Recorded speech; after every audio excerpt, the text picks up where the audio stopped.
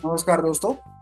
इस ट्यूटोरियल में हम लोग ये सीखने वाले हैं कि किसी फ्लटर एंड्रॉयड ऐप में टूलबार के ऊपर जो डीबग बैनर दिखाया जाता है उसे रिमूव कैसे करना है।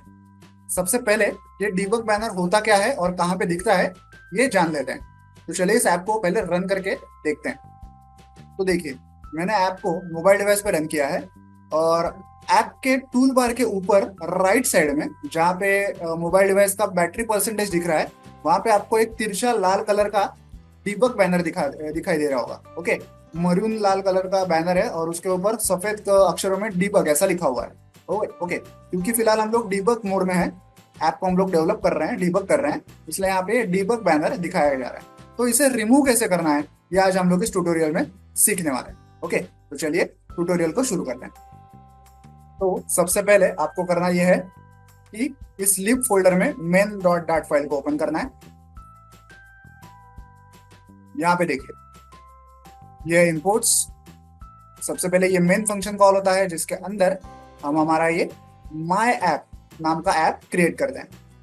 ये है वो माई ऐप क्लास जो एक्सटेंड करता है स्टेटलेस विजेट को।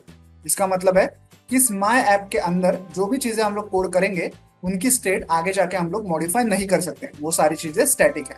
ओके, तो यहाँ ऐसे कौन सी चीजें हैं। सबसे पहले तो यहाँ पे एक बिल्ड फंक्शन कॉल होता है जिसके अंदर हम हमारा एक मटेरियल ऐप क्रिएट करते हैं। ओके, इस मटेरियल ऐप के कुछ एट्रीब्यूट्स हम लोग सेट करेंगे जैसे कि टाइटल, थीम, इसका होम पेज कौन सा होगा। तो होम पेज होने वाला है माय होम पेज क्लास। यहाँ पे हम लोग कुछ टाइटल भी सेट करते हैं। और सबसे इंपॉर्टेंट पॉइंट देखिए, यहाँ पे एक एट्रीब्यूट है debug show check mode banner. इस एट्रीब्यूट को हमने फॉल्स रखा है।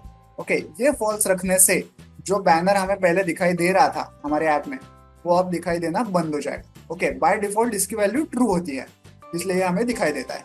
अब हमने इसकी वैल्यू फॉल्स की है। ओके, तो अब जब हम ऐप रन करेंगे तो हमें वो बैनर दिखाई नहीं देगा। ओके, आगे देखते हैं कोड में क्या क्या है। तो हम लोग फिलहाल यहाँ पे थे माय होम पेज। ओके, ये रहा वो माय होम पेज क्लास जो एक्सटेंड करता है स्टेटफुल विजेट को।